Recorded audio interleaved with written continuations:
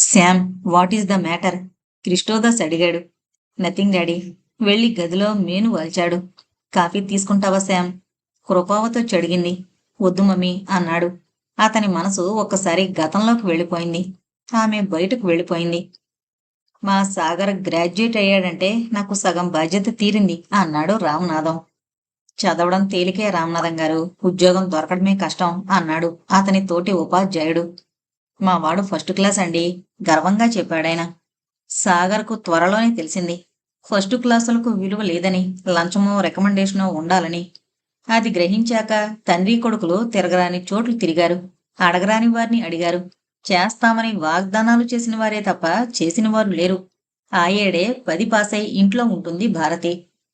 తనకు ఉద్యోగం దొరికితే చెల్లిని చదివించాలి, అతని ధ్యేయం అది.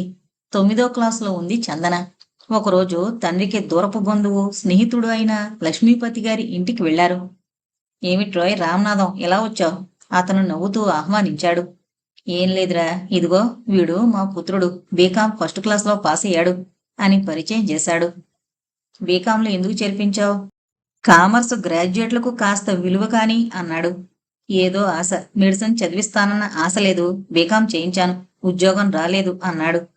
అదా సంగతి, సరే చూద్దాం. చూద్దామంటే కాదురా, ఏదో ఒకటి చెయ్యాలి నా కోసం అన్నాడు. అలాగే, మీరు మొదట భోంచేయండి, తర్వాత మాట్లాడుకుందాం. సాగర్ ఆశ్చర్యపోయాడు. రికమెండేషన్కు వెళితే కుక్కను తరిమినట్టు తరుముతారు, నిరసనగా చూస్తారు, వదిలించుకుంటారు. అలాంటిది ఇంత మర్యాదగా ఆహ్వానిస్తున్నాడు. కొందరు పెద్ద మనుషులుంటారు అనుకున్నాడు. భోజనాలయ్యాక సాగర్ కునికిపాట్లు పడ్డం చూసి ఆయన గది చూపాడు. వద్దండి, మొహమాట పడ్డాడు. మొహమాటం వద్దు బాబు.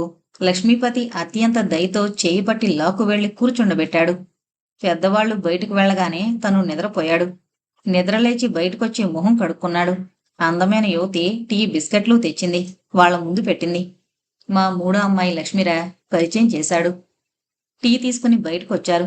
సాగర్ ఆ అమ్మాయిని పూర్తిగా చూడనైనా లేదు. రాత్రి భోజనాల దగ్గర తండ్రి మాటలు విని అదిరిపోయాడు. ఆదర్శాలకు పోయి కట్నం వెనక ముందు లేని దాన్ని చేసుకుని నేను అనుభవిస్తున్న వైభోగం చాలు, నా కొడుక దుర్గతి పట్టరాదు, అందుకే లక్ష్మీపతి సంబంధం అంగీకరించాను అన్నాడు. బాగుంది వరుస. సంబంధం అంగీకరించాను అంటున్నారు, తా దూర కంతలేదు, మెడకో డోలు అన్నట్టు వాడికి ఉద్యోగం లేదు. సీతమ్మ మూతి తిప్పింది. చూడవే, పిచ్చి పిచ్చి వేషాలేకు, నేనేమంత వెర్రివాణ్ణా? పరపతి ఉన్నవాడు, పైసా ఉన్నవాడు తన అల్లుడికి ఉద్యోగం వేయించలేడా? అన్నీ వాడే చూసుకుంటాడు. ఇక నా ప్రావిడెంట్ ఫండ్ గ్రాట్యుటీ వస్తే 2 అమ్మాయిల పెళ్లిళ్ళు చేస్తాను అన్నాడు ధీమాగా. అయితే మొదట వాడికి ఉద్యోగం వేయించమనండి అంది. ఇది మరీ బావుందే. వాడు కూతుర్ని పొస్తు పడుకోబెడతాడా? నువ్వేం వెర్రి ఆలోచనలు పెట్టుకోకు, వాడు కావాలంటే మన భారతికి పెళ్లి కొడుకుని చూస్తాడు అన్నాడు. అది కాదు నాన్న, సాగర్ తన అభిప్రాయం చెప్పబోయాడు. ఏంట్రా, ఏంటి? నాకిప్పుడే పెళ్ళొద్దు నాన్న, చిన్న ఉద్యోగం చేస్తూ డిపార్ట్మెంటల్ టెస్టులు పాస్ కావాలనుంది అన్నాడు. నాకు ఉందిరా, నీ పెళ్లికి ఆలస్యమైందని కాదు సాగర్ అవసరం. నీ అంతటిను ఉద్యోగం సంపాదించుకోగలనంటే నాకేం అభ్యంతరం లేదురా అన్నాడు. 23 పూర్తయిన విద్యాసాగర్కు తన భవిష్యత్తు నిర్ణయించుకునే శక్తి యుక్తి లేవు, మాట్లాడలేదు. లక్ష్మీపతి మరనాడే వచ్చాడు. అతనింట్లో లక్ష్మితోనే అందరి పేర్లు ప్రారంభమవుతాయట. అతనికి 3 కొడుకులు, 3 కూతుళ్ళు. మిగిలిన అందరి పెళ్లిళ్ళు అయ్యాయి. ఆఖరమ్మాయి లక్ష్మీ ప్రసన్న మిగిలిందట. రామనాథం, నేను కావాలనుకుంటే ఇంకా మంచి సంబంధం తేగలనురా, కానీ నీ కొడుకు నాకు నచ్చాడు. ఉన్నవాడికే అన్ని ఇచ్చివేయడం అమానుషం, అందుకే నీ కొడుకును నా అల్లుడిగా ఎన్నుకున్నాను అన్నాడు. అంతటి లక్షాధికారి తనింటికొచ్చి తన కొడుకును పొగుడుతుంటే ఏ తల్లి కరిగిపోదు? అదే జరిగింది. సీతమ్మ సంబరంగా అతని కారులో ఆ అమ్మాయిని చూడాలని వెళ్ళింది. చూసొచ్చి మౌనంగా తన పని చేసుకోసాగింది. ఏంటి అలా ఉన్నావు? రామనాథం నిలదీశాడు. ఏం లేదండి, ఆ అమ్మాయిని చూస్తే వరహీనం అనిపించింది, మన వాడికంటే చాలా పెద్దదానిలా అనిపించింది అంది ముఖం చిట్లించి. పెద్ద శరీరం పిల్లలుంటారు అన్నాడాయన. అదీకాక ఆ పిల్ల పొగరుగా కనిపించింది. ఏడ్చావు, తండ్రి విసుక్కున్నాడు. అందరూ అన్నాక మరోసారి చూడాలనిపించింది, కాని ఎలా? లగ్న పత్రికతో పాటు అతను పంపిన కానుకలు చూసిన సీతమ్మ మళ్లీ మాట్లాడలేదు. సాగర్ చక్కగా డ్రెస్సులు వేసుకుని నీటుగా తిరగసాగాడు. అతనికి మంచి చెడు నిర్ణయించుకునే తెలివితేటలు లేవు, వయసు లేదు. లక్ష్మీ ప్రసన్నతో వివాహం జరిగింది. నిజంగానే విద్యాసాగర్కు అకలా ఉందామే. ఒక రకమైన భీతి తప్ప మధురమైన ఊహలు గాని, మనిషిని కాల్చివేసే కోరికలు కాని కలగలేదు. అత్తగారింటి దగ్గర అందరూ తనను జాలిగా చూడడం, చెవులు కొరుక్కోవడం గమనించకపోలేదు. ఎందుకో అతనికి అర్థం కాలేదు. రామనాథం గారింటికొచ్చాక సత్యనారాయణ వ్రతం చేశారు. అతనికి వియ్యాలవారి అంతస్తుకు తగినట్టు చెయ్యాలంటే కొంత తప్పు చేయక తప్పలేదు. ఆ రోజు సాగర స్నేహ బృందమంతా వచ్చారు. అందరూ నవ్వుతూ హాస్యాలతో పేకాడుతూ గడిపారు. ఎరా, మీ ఆవిడ్ని పరిచయం చేయవా అన్నారు. భారతిని పంపాడు భార్యను పిలవమని. భారత్ వచ్చింది. అన్నయ్య, వదిన్ను నువ్వు పిలువు అన్న. ఆమె ముఖంలో రోషం కొట్టొచ్చినట్టు కనిపించింది. ఏంటే, ఏమంది? నువ్వే అడగరాదు అంది చందన. ఆ అమ్మాయికి అసలే అసూయగా ఉంది. తను ప్రతిరోజు అడిగినా ఒక్క జాకెట్ గుడ్డ కొనడానికి గింజుకుని సూక్తులు వల్లించే తండ్రి ఎవరో పరాయి అమ్మాయి కోసం పొట్టుచీరలు కొనడం మంటగా ఉంది. విద్యాసాగర్ ఆవేశంగా లేచి లోపలికొచ్చాడు.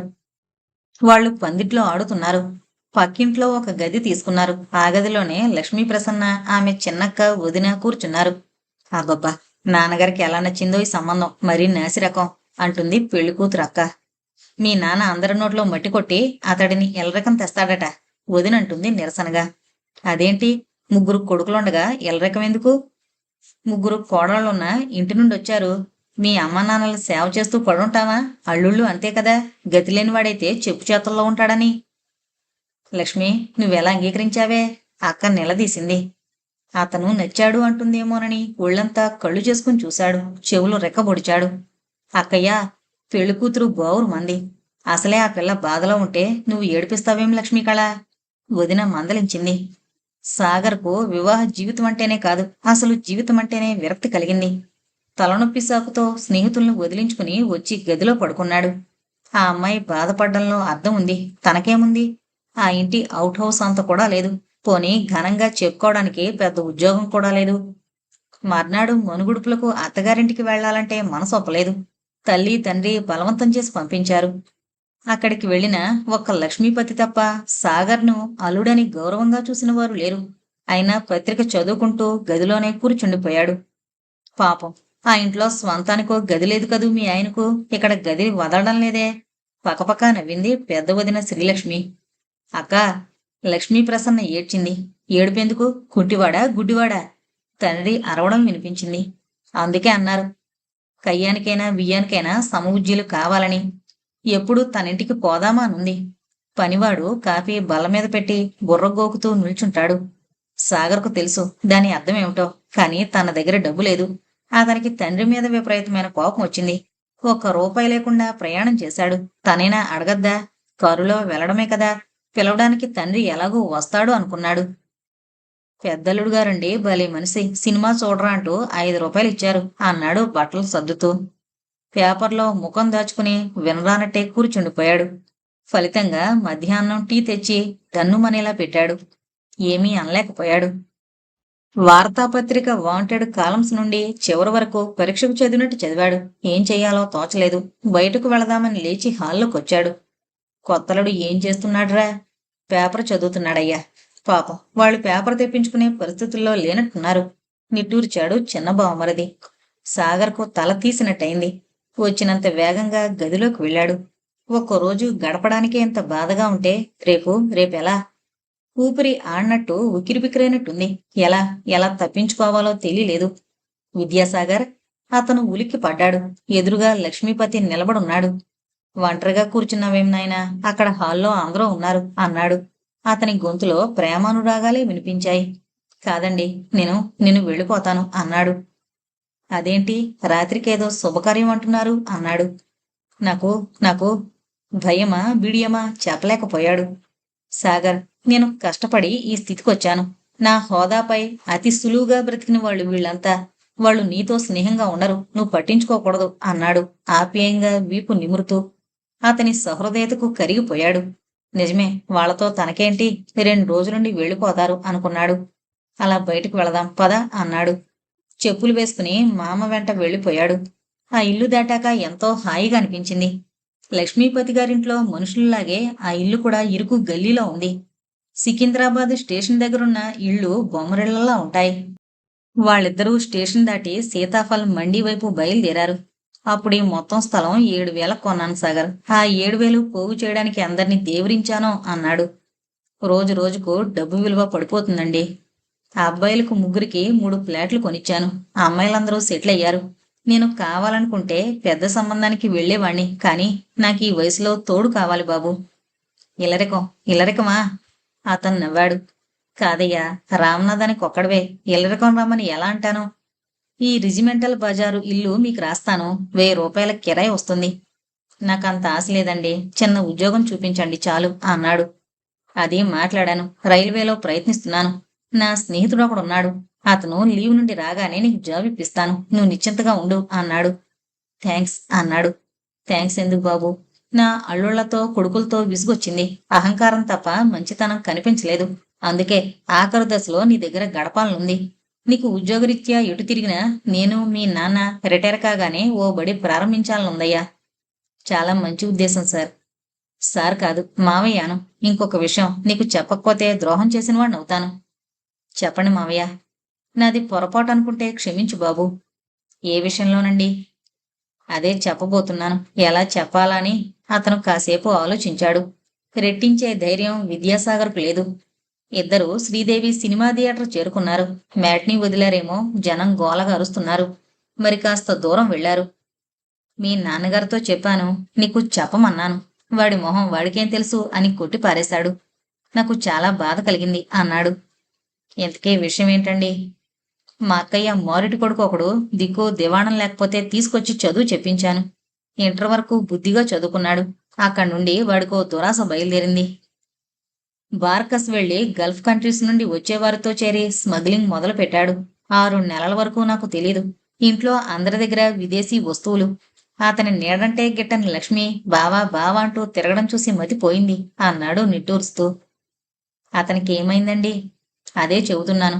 పిలిచి మందలించి బుద్ధిగా చదువుకోమన్నాను. అతను చదువుకోకపోగా లక్ష్మితో షికార్లు ఎక్కువయ్యాయి. లక్ష్మిని మందలించాను. బావను పెళ్లి చేసుకుంటానని మొదలుపెట్టింది అన్నాడు ఆవేదనగా. శూలం దిగినట్టయింది సాగర హృదయంలో. ఏం చెయ్యాలో తోచని పరిస్థితుల్లో నాకు ఆ భగవంతుడే దారి చూపాడు. వాడు అరెస్ట్ అయ్యాడు. పీడ విరగడైంది అన్నాడు. సాగర నరాలు బిగుసుకుపోయాయి. లక్ష్మి చిన్నపిల్ల బాబు. తెలిసి తెలియక ప్రేమ దోమ అంటూ తిరిగింది. అది నువ్వు సహృదయంతో అర్థం చేసుకో అన్నాడు అర్థింపుగా. సాగర్ తలపై పిడుగు పడింది. మధ్యతరగతి జీవితాలు ఎంతకు దిగజారిపోయాయి. తండ్రికి ఈ విషయం తెలిసినా తనతో అనలేదు. లక్ష్మీపతి గారి ఆస్తి, అతనిచ్చే డబ్బు, ఇప్పించే ఉద్యోగం తప్ప ఏం గుర్తుకులేవా? లక్ష్మి అందుకేనా ఓరచూపులు కోర దృక్కులు లేకుంది? సాగర్, 1 సంవత్సరం నువ్వు ఓర్పు వహిస్తే అంతా చక్కబడుతుంది. ఈ బావలు షడ్రుకులు వారంతట వారే నీ కాళ్ళ దగ్గరకొచ్చేలా చేస్తాను అన్నాడు హామీ ఇస్తూ. దూరాన రైలు బ్రిడ్జి మీద వెళుతున్న లోకల్ ట్రైన్ సిగ్నల్ కోసం కూత వేసింది. సాగర్ మనసు మహాసాగరం అయింది. గదిలో అన్యమనస్కంగా కూర్చున్న సాగర్కు బయట వెకిళ్లు వినిపించాయి. అతను పెద్దగా ఆశ్చర్యపోలేదు. లక్ష్మి తప్పక ప్రతిఘటిస్తోందని తెలుసు. యువరక్తం ఈ పరిస్థితిని ఎదుర్కోవడానికి సిద్ధంగా లేదు. లక్ష్మీపతి గారి సౌజన్యం ఎదుర్కోమని ప్రోత్సహిస్తోంది. కుటుంబ పరిస్థితి అతడిని జాగరూకుణ్ణి చేస్తోంది. లక్ష్మిని లోపలకు నెట్టి తలుపులు వేశారు. ఆమె కళ్ళు ఒత్తుకుని తలుపు దగ్గరే నిలబడిపోయింది. సాగర్ లేచి వెళ్లి ఆమె చేయి పట్టుకున్నాడు. ఆమె విదిలించి కొట్టింది. లక్ష్మి, ఎంతసేపు అలా నిలబడతావు రా అన్నాడు. ఆడపిల్ల ఆఖరి అస్త్రం ఏడుపు. అదే బయటపడింది. బలవంతంగా ఆమెను ఎత్తుకొచ్చి కూర్చోబెట్టాడు.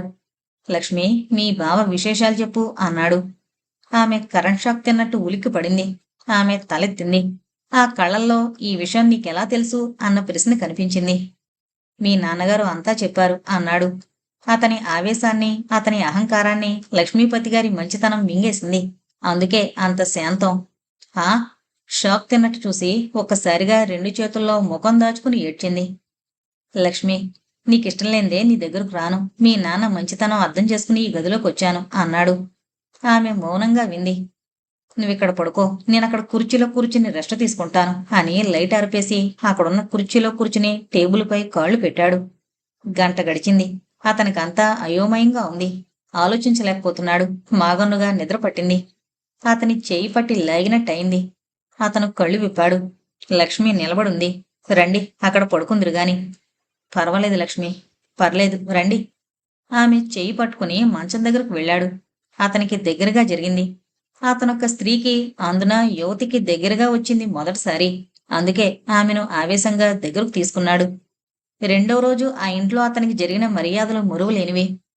లక్ష్మి ప్రతి నిమిషం పక్కనే ఉండి కావలసినవి అందించింది, కబుర్లు చెప్పింది. ఇద్దరూ మంచి స్నేహితుల్లా కలిసిపోయి మాట్లాడుకున్నారు. లక్ష్మి తనతో రాజీ పడ్డానికే నిశ్చయించుకుందని అర్థమైంది సాగర్కు. అతను ఆమెను కవ్విస్తూ నవ్విస్తూ గడిపాడు. అతనికి ఆత్మవిశ్వాసం పెరిగింది. మీ ఆయన చుట్టే తిరుగుతావా, మాతో మాట్లాడవా? లక్ష్మి కళ వికరించింది. అవునేవ్ అంది రెండో అక్క శ్రీలక్ష్మి. అవునే, మీ పెళ్ళిళ్ళై ఎన్నేళ్లయింది? అయినా మీరు బావల అంగిలు వదులుతున్నారా? మీలాంటిదాన్నే నేను అంది నవ్వుతూ. అమ్మో, ఏమనుకున్నాను, మా మరిది ఘటికుడే అన్నారు వాళ్ళు.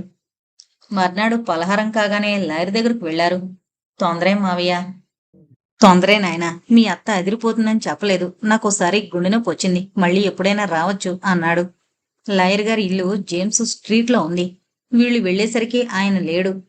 పని మీద గుంటూరు వెళ్లారండి అన్నాడు గుమస్తా. ఇద్దరూ వెనుతిరిగారు. దారిలో 2 జతల చెప్పులు, 2 టీషర్ట్సు కొన్నారు. ఏమీ గతిలేని అల్లుడితో మామగారంత చనువుగా ఉండడం నచ్చలేదు, కానీ ఏమీ అనలేకపోయారు. అంతా లక్ష్మీపతి గారి స్వార్జితం. ఆ రోజు సాయంత్రం బంధువులతో పాటు ఆడబిడ్డలకు బట్టలు సారే ఇచ్చారు. ఆఖరు పెళ్లిని కోడళ్లకు బట్టలు కొనుక్కోమని 500 రూపాయలిచ్చాడు లక్ష్మీపతి. మరుసటి రోజొచ్చిన రామనాథం భారతికి బట్టలు పెట్టి కూతుర్ని అల్లుణ్ణి సాగనంపారు. రామనాథం, ఇంకొంచెం పెద్దిల్లు చూడు. నువ్వు చెప్పాలా పతి? చూశాను, ఫస్ట్కిస్తారట అన్నాడు. ఆఫీసర్ లీవ్ నుండి రాగానే ఆ అబ్బాయికి ఉద్యోగం వేస్తాను, నువ్వేం దిగులు పడకు. 3-4 రోజులుంచుకుని పంపాయి, 4 ఊళ్ళు తిరిగి వస్తారు. ఇప్పుడే తీరాలి ఏ ముచ్చటైనా అన్నాడు. ఇటు నుండి ఇటే పంపు, నిన్ను అభ్యంతర పెట్టేదెవరు? నువ్వంటున్నా మా చెల్లెమ్మ బాధపడుతుంది అన్నాడు. సారే చీరా తీసుకుని అత్తవారింటికొచ్చింది లక్ష్మీ ప్రసన్న. పెళ్లికి టెంపరరీగా ఇచ్చిన గది పక్కవారు మళ్లీ ఇచ్చారు. సాగర్ జీవితం స్వర్గతుల్యంగా అనిపించింది. చెల్లెళ్ల అల్లరి, దొంగచూపులు, లక్ష్మి అలకలు, తల్లొస్తుందేమోనన్న భయం అంతా కలిసి గమ్మత్తుగా ఉంది. రామ్నాథం మాస్టారు ప్లాన్ వేశాడు అన్నారంతా. 5 రోజులు 5 గంటల్లా గడిచాయి. ఒకరోజు చెల్లెళ్లతో సినిమాకు వెళ్ళాడు. మరో రోజు తల్లిదండ్రులతో వెళ్ళాడు. మరో రోజు భార్యాభర్తలు ఇద్దరే వెళ్లారు. లక్ష్మి తనకున్న 2-3 జతల నగలు ఆడపడుచులకిచ్చి పెట్టుకోమనేది. చీకటి వెలుతురు, జీవితం ఇంతేనా అనిపించింది. లక్ష్మి, మీ బావ పేరేంటి? సాగర్ అడిగాడో రోజున. ఇంకా మీరు మా బావను మరిచిపోలేదా? దెబ్బతిన్నట్టు చూసింది. చచ్చా, చెడుద్దేశంతో కాదు, కుతూహలంతో అడిగాను. వినోద్. మంచి పేరు అన్నాడు ఆమె వేళ్ల సౌకుమార్యం పరీక్షిస్తూ. మనిషి మంచివాడే, స్నేహితులే చెడిపారు అంది. పరిస్థితులు కూడా తోడే ఉంటాయి లక్ష్మి. ప్రసన్న అని పిలవకూడదా? లక్ష్మి అంటేనే తేలిగ్గా ఉంటుంది అన్నాడు. మీ ఇష్టం. అందరితో పాటు నాకు ఫ్లాట్ కొన్నారండి మా నాన్న. ఒక చిన్న ఇల్లు కట్టుకుందాం, అది చక్కగా అలంకరించుకోవాలి. అమ్మో, నాకు ఉద్యోగమే లేదు, అప్పుడే ఇల్లా? మా నాన్న మాటపై నమ్మకం లేదా? ఒంగుమూతి పెట్టింది. అబ్బబ్బా, ఆడవారికి అడగకుండానే వస్తుంది అలక. విసుక్కుని ఒడిలోకి లాక్కున్నాడు. లక్ష్మి అతని ఔదార్యాన్ని, విశాల హృదయాన్ని పొగుడుతూ కళ్ళు మూసుకుంది. మీకు నేను నచ్చానా? నాన్నకు నచ్చావు, అందుకే నేనంతగా పట్టించుకోలేదు. మీ అమ్మకు నచ్చలేదా? కాస్త వరహీనమేమోనని భయపడింది. తన కొడుకు బుజ్జి పాపయ్యేనట్టు కానా అన్నాడు సగర్వంగా. నాకు మా నాన్న పోలికొచ్చిందిలేండి. మీ పెద్దక్కేని చూసి అర్థం చేసుకున్నాను. ఆవిడ నీకు చెల్లయ్యలా ఉంది అన్నాడు. అలా స్వీట్ నథింగ్స్తో కాలం గడిచిందే తెలీదు. అబ్బా, కాలమే తెలియడం లేదు అన్నాడు. ఒరే అన్నయ్య, గడియారం వచ్చాక టైము మరిచిపోయేవట్రా ఏడిపించింది భారతి. భారతి, నిన్ను ఏడిపించే కాలం వచ్చింది నవ్వుతూ వచ్చాడు లక్ష్మీపతి. నమస్కారం మావయ్య అంది భారతి.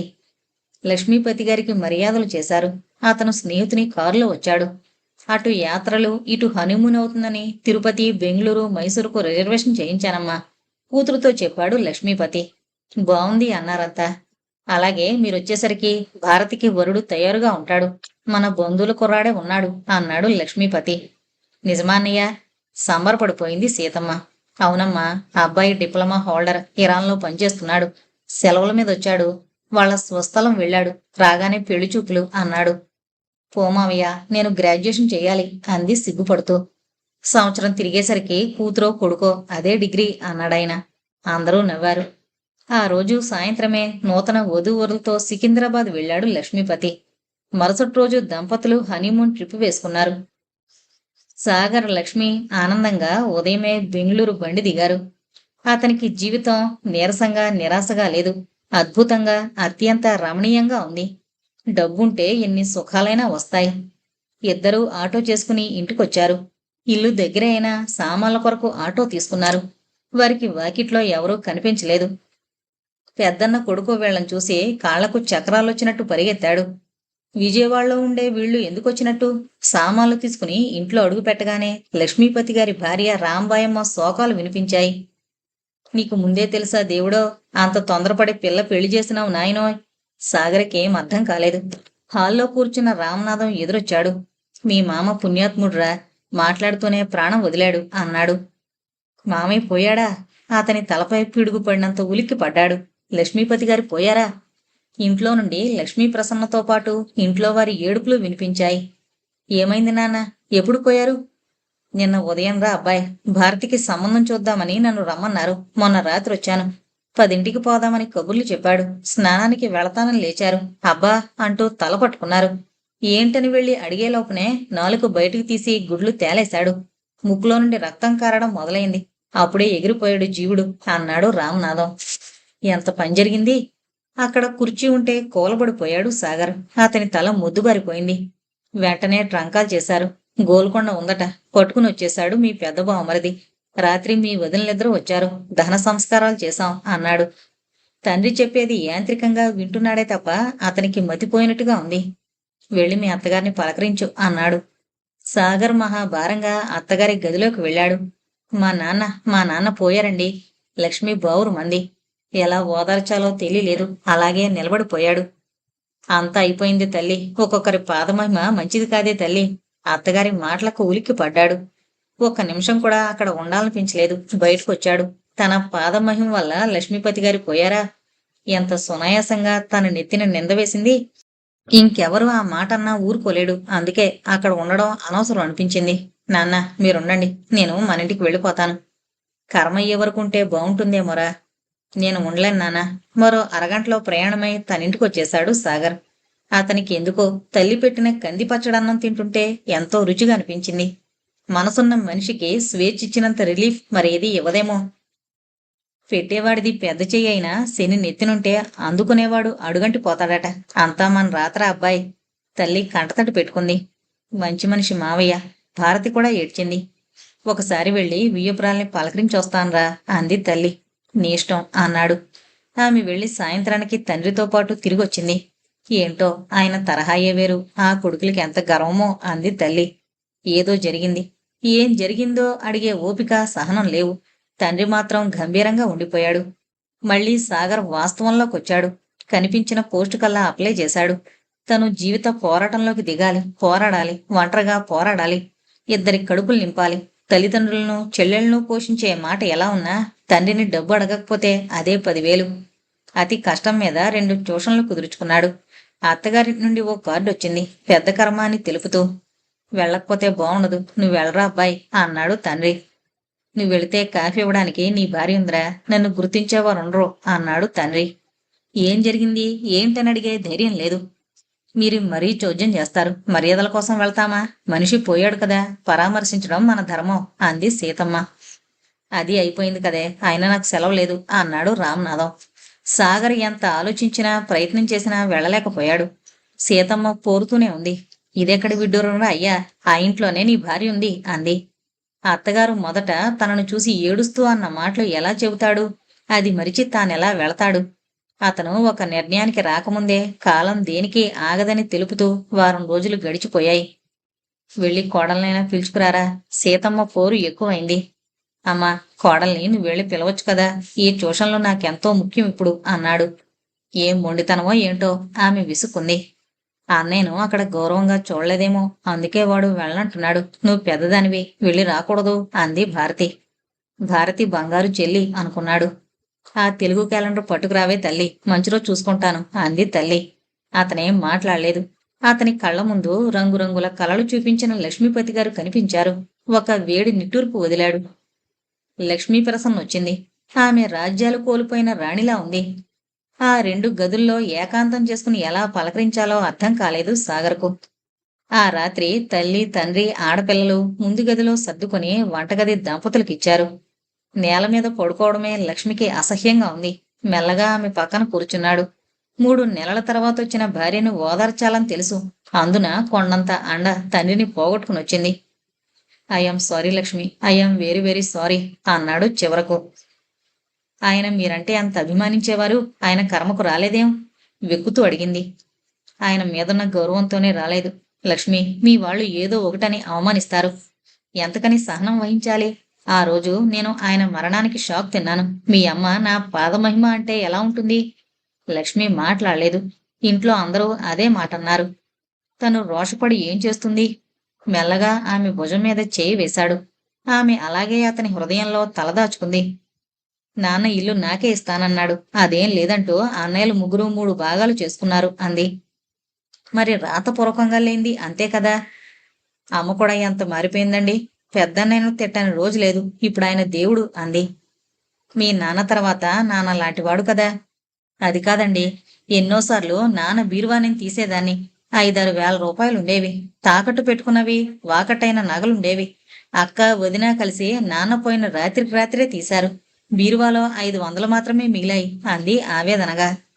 పోనీలే లక్ష్మి, మనకంతే ప్రాప్తం ఉంది. నాన్నకు రావాల్సిన డబ్బులు కూడా ఎవరు ఎంత వసూలు చేసుకోవాలో కూడా నిర్ణయించుకున్నారు అంది ఆవేదనగా. పోనీలే లక్ష్మి, మనం బ్రతుకుదాం తృప్తిగా, ఆనందంగా అన్నాడు. నాన్నగారు నా పేర కొన్న ఫ్లాటు తప్ప నాకేం లేదట. నీకా ఫ్లాట్ అయినా ఉంది. మా భారతి పెళ్లి చేస్తే మాకదీ లేదు. పెళ్లి చేసైనా పంపగలమో లేదో అన్నాడు ఓదార్పుగా. నాన్నగారు చూసిన సంబంధం పోయిందండి. ఆ కుర్రాడు మరో అమ్మాయిని చేసుకున్నాడు అంది. చేసుకోక మన కోసం ఎవరుంటారు? వేరే సంబంధం చూద్దాం అన్నాడు నిదానంగా. అతను లక్ష్మి ద్వారా అడ్రస్సు సంపాదించి రైల్వే ఆఫీసర్ ఇంటికి వెళ్లి విషయం చెప్పాడు. లక్ష్మీపతి మంచి మనిషయ్యా, పాపం ఎంత సునాయాసంగా పోయాడు, అదృష్టవంతుడు అన్నాడు. నాకెవరూ తెలీదు సార్, మీరు ఏదైనా దారి చూపాలి. సరే, వేకెన్సీలు వచ్చినప్పుడు కనపడు అన్నాడు. సాగర్కు తెలుసు, వేకెన్సీలు వచ్చినప్పుడు కాంపిటీషన్ ఉంటుంది. ఆ తలనొప్పి భరించలేకనే టెంపరీగా వేసి ఫస్ట్ ప్రిఫరెన్స్ ఇస్తారు. కానీ ఇక్కడ ఎవరున్నారని నిరాశగా తిరిగొచ్చాడు. ఏమన్నాడండి? ఆశగా ఎదురొచ్చింది లక్ష్మి. వేకెన్సీ ఉన్నప్పుడు రమ్మన్నాడు అన్నాడు. అతనికి ఏం చెయ్యాలో తోచలేదు. 2 పూట్ల తిండి తినే మార్గం కనిపించలేదు. ఆ ట్యూషన్లతో గడుపుతున్నాడు.